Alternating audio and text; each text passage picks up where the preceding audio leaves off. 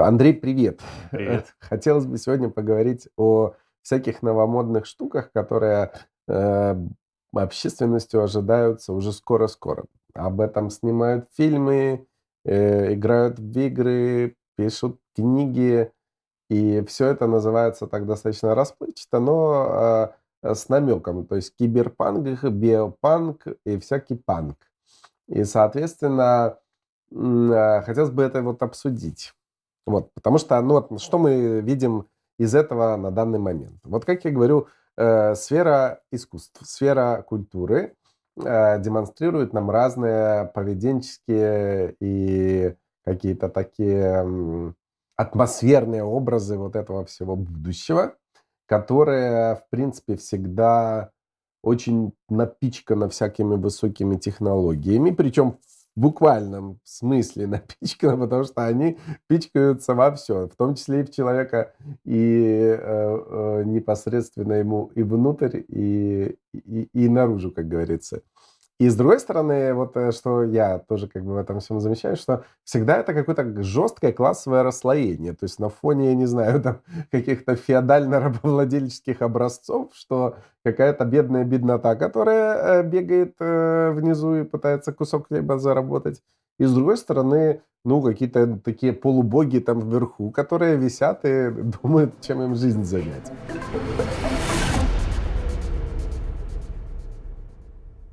Вообще, откуда вот эти все идеи произошли? Где их начало? Ну, начало, наверное, в самом термине панк. Это ясно, что это течение было сначала такое.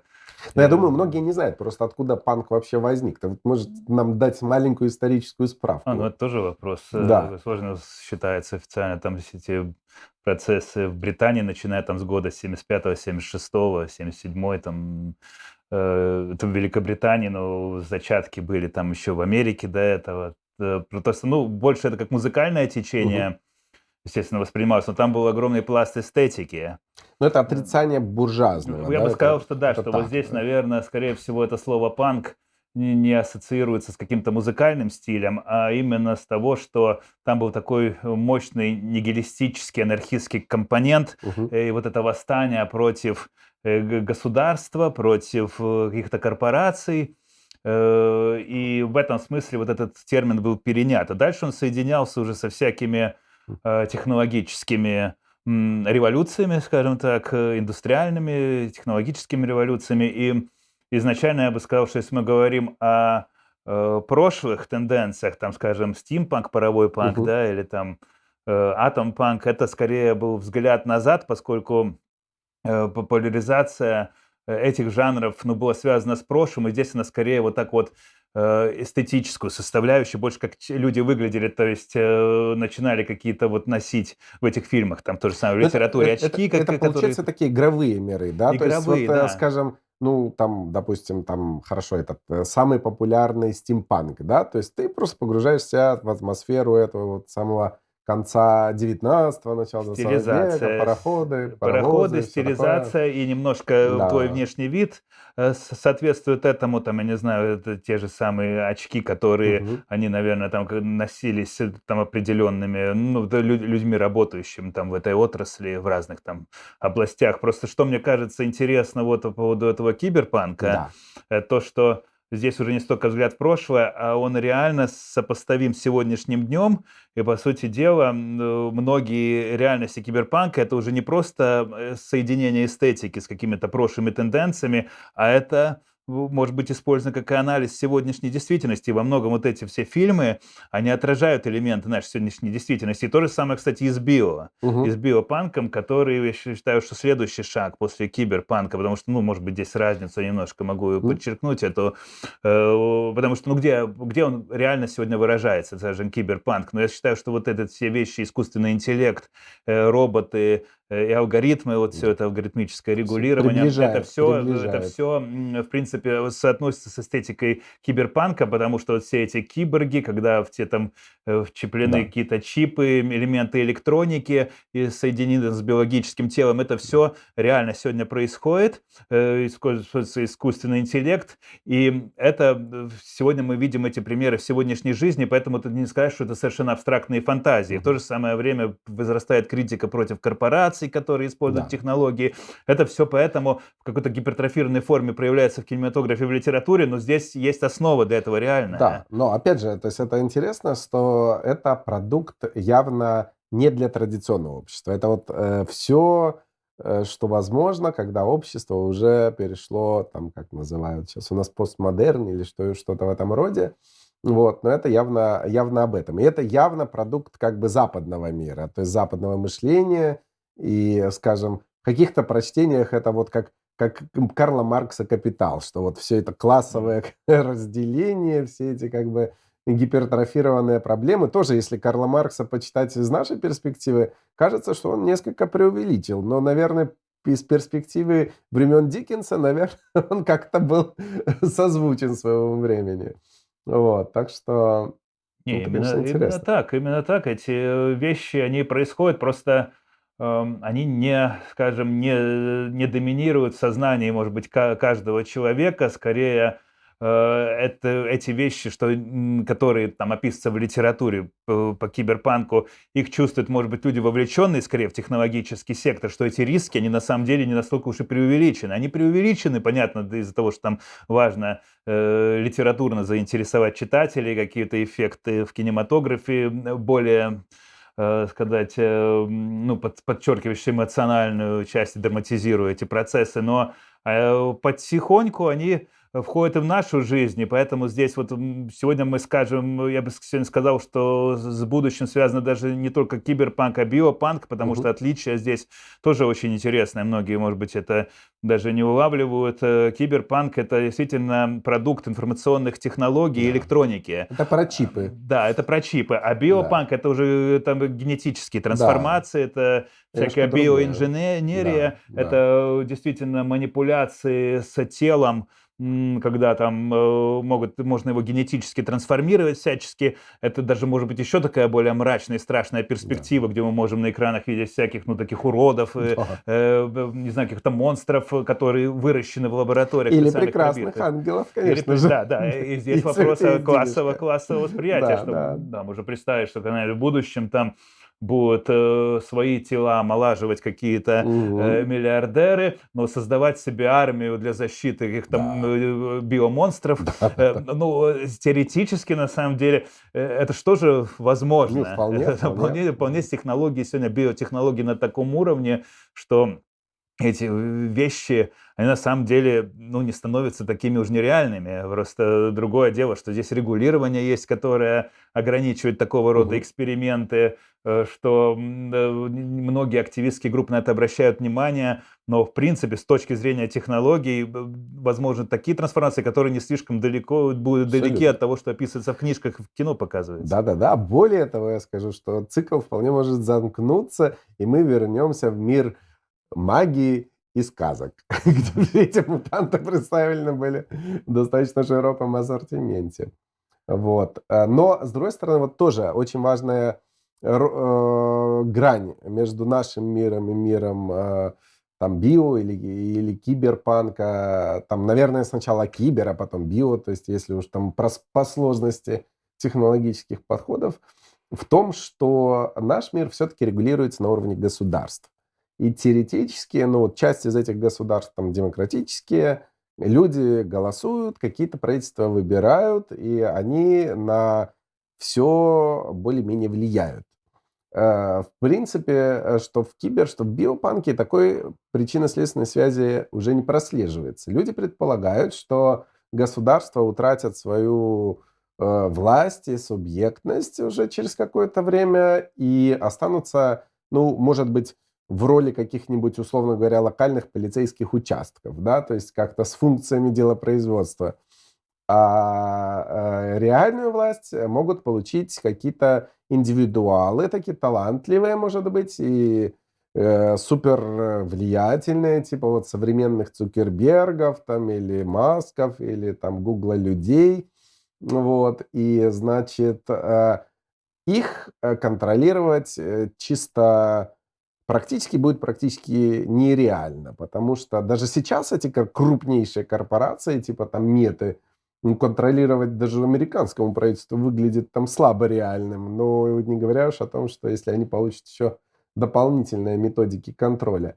И в этом смысле возникает вполне справедливое опасение, а как же, в общем-то, демократия и права человека на этом фоне? То есть, и как же у нас вот, собственно, одна из критических вещей для современного и современной экономики, бизнеса, вот демонополизация, отсутствие какого-то мощного объединения ресурсов и власти в одних руках. То есть что это будет вообще?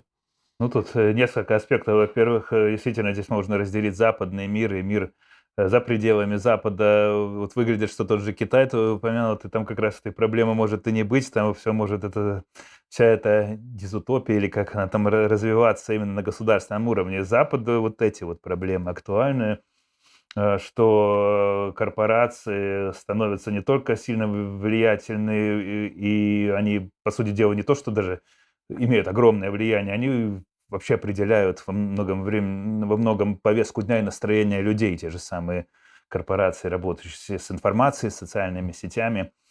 И здесь вызовы очень серьезные, и понятно, что государство уже пытается их ограничить. Ты это упомянул, но вопрос уже не поздно ли, Мгм. и вопрос, насколько вообще это системный подход может быть на будущее, потому что пока борьба происходит там с конкретными наиболее сильными игроками на этой сфере, и там тоже успехов больших нету, но с другой стороны будут появляться новые и новые, Мгм. и не станет ли этот процесс вообще неконтролируемым, и потому что реально эти корпорации уже не слабее государств, они часто авторитарны по своей Да. сути, их называют уже открыто там новыми автократиями, и это риски, и во что это выльется, это пока трудно сказать. С одной стороны, да, эта тенденция намечается, что государство наконец-то поняло, что это угроза, поняла какая-то часть общественного сектора, который тоже призывает государство уже больше об этом думать. Но не Но поздно но ли? не Не поздно ли, поздно ли? Да. потому что действительно власть, ну, эти корпорации укреплялись десятилетия.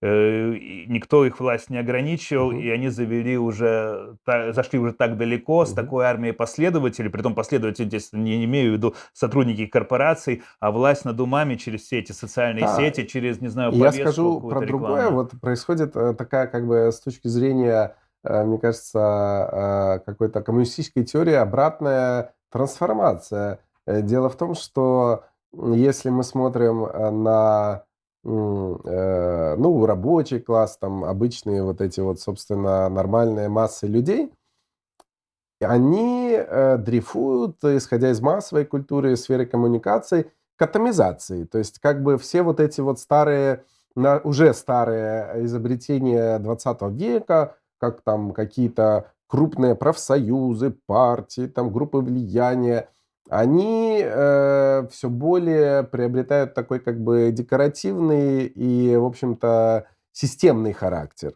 С другой стороны, что интересно, что вот какие-то крупные бизнес-сообщества, политические сообщества, там еще какие-нибудь сообщества с возможностями властными, там, финансовыми и иными, они как раз очень серьезно консолидируются, и вполне в этих группах уместно наличие и русского олигарха, и арабского шейха, и китайского там воротилы, и западного IT-бизнесмена. И все они прекрасно находят общий язык, осознают собственные интересы и, в принципе, влияют на то, что в мире происходит.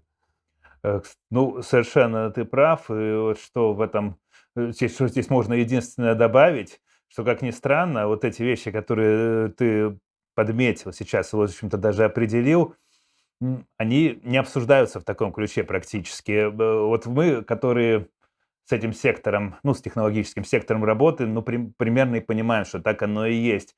Но вот именно вот в той проблематизации, в том ключе, как часто вот эту проблему поставил, я не вижу особой дискуссии на эту тему. И более того, я вижу огромный потенциал сейчас нас с тобой объявить, что мы там сторонники теории заговора, Да-да. что и на самом деле, хотя теория заговора это на самом деле угроза, но просто вопрос, любую ли теорию о том, что действительно власть является сегодня асимметричной, сконцентрирована в руках вот этих крупных корпораций, которые владеют умами и действительно огромным ресурсом, а массы атомизируются, это тоже часто интерпретируется как теория заговора, хотя это на самом деле реальность. И Реальность, тут да. вот мы в такой какой-то с тобой, ну, я думаю, что люди, которые сходят, мыслят схожим образом, ну, находятся в ситуации такого парадокса немножко. Мы сами считаем, что там теории заговора это плохо, и что сами Да. же эти там, гиганты распространяют в своих интересах для того, чтобы кликабельность повышать.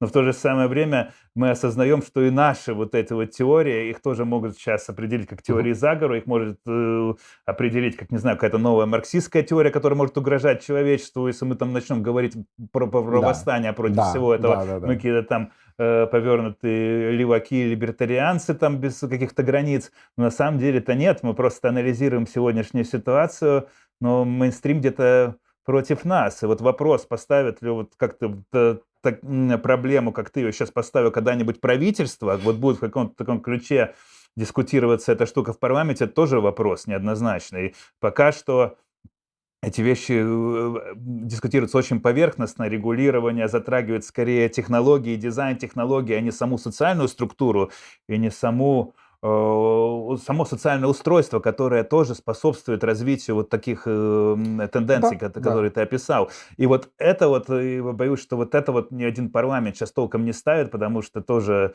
боятся, что их обвинят, что они популисты, что они там действительно фантазируют, они занимаются какими-то реальными вещами, а проблема-то есть.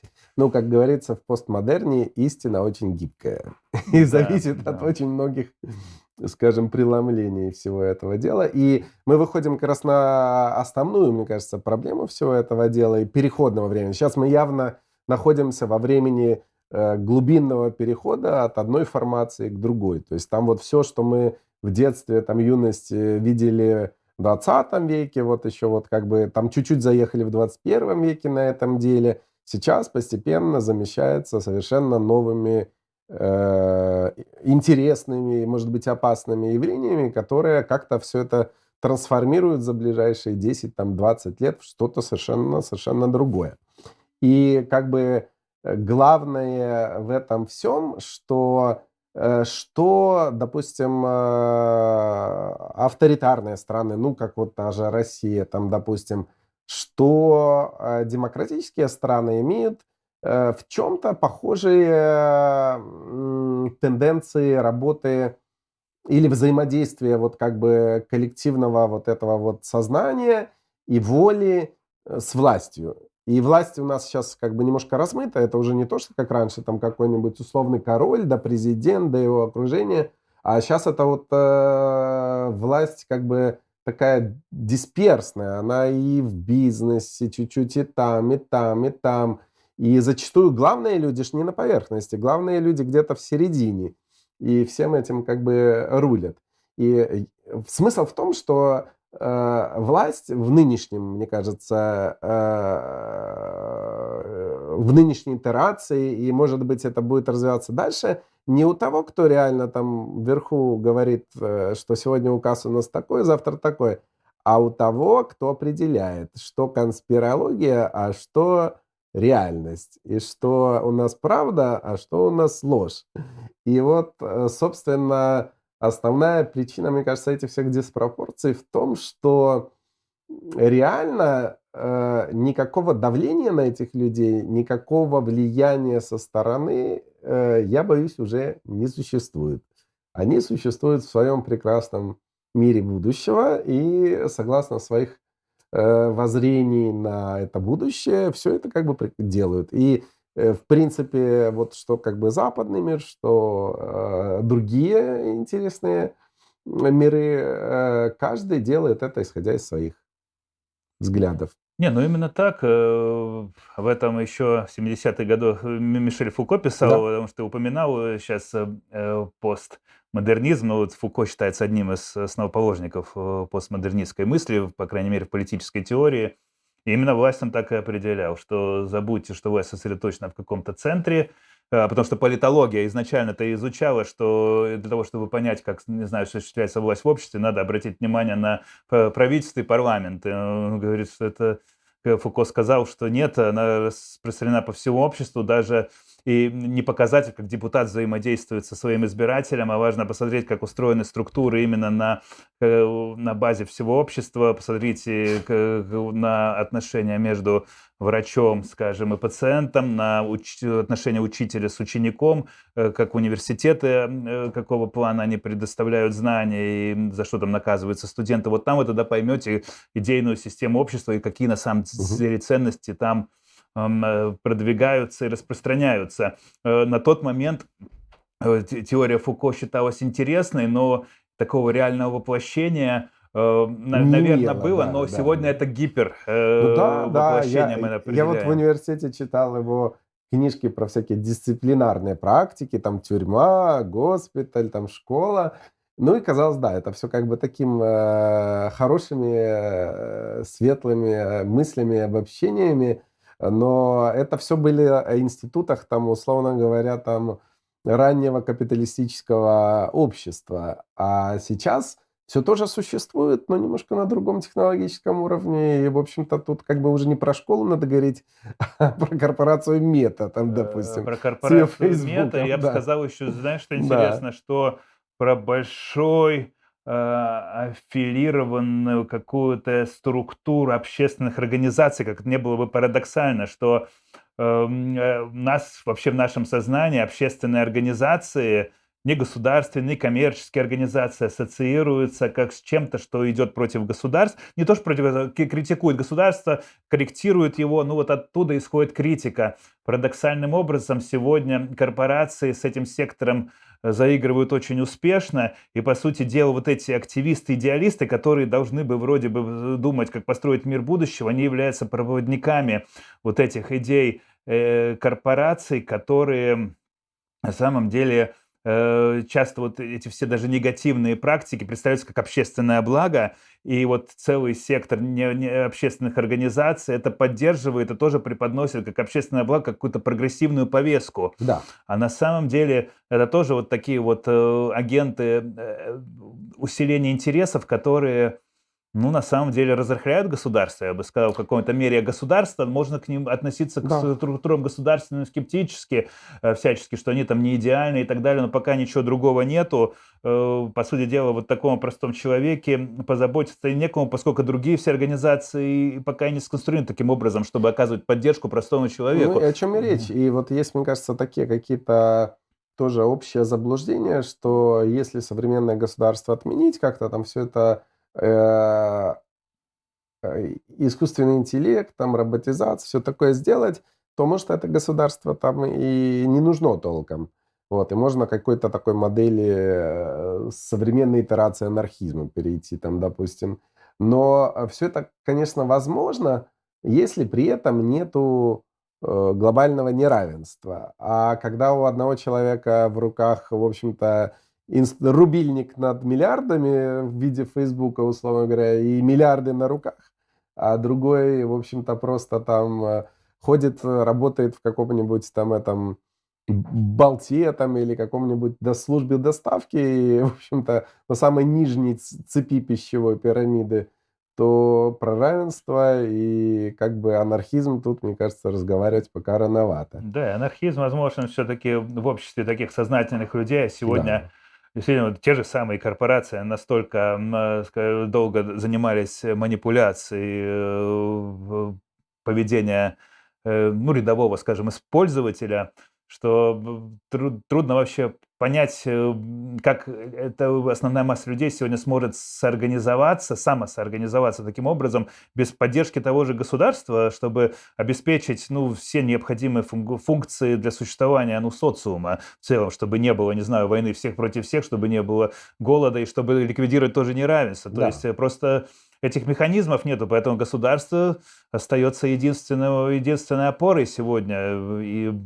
Даже в том виде, в котором оно Да, есть. даже в Ну, том понятно, виде. что несовершенно, и есть совсем страшные модели, ну вот как ближе вот там вот на восток, и которые более прогрессивные, как в Европе, но везде свои проблемы, да. Просто понятно, что к нынешнему веку вот старая структура государства уже утратила свою актуальность, и во многом оно не справляется с вызовами времени, и весь вопрос, как это все как бы менять на фоне того, что действительно уже на данном этапе вот эти вот, скажем, различные группы влияния оказывают на государственную политику гораздо большее влияние, чем люди, вот электорат на выборах, какие бы они ни были, там честные, нечестные, там в каких странах они бы не проводились.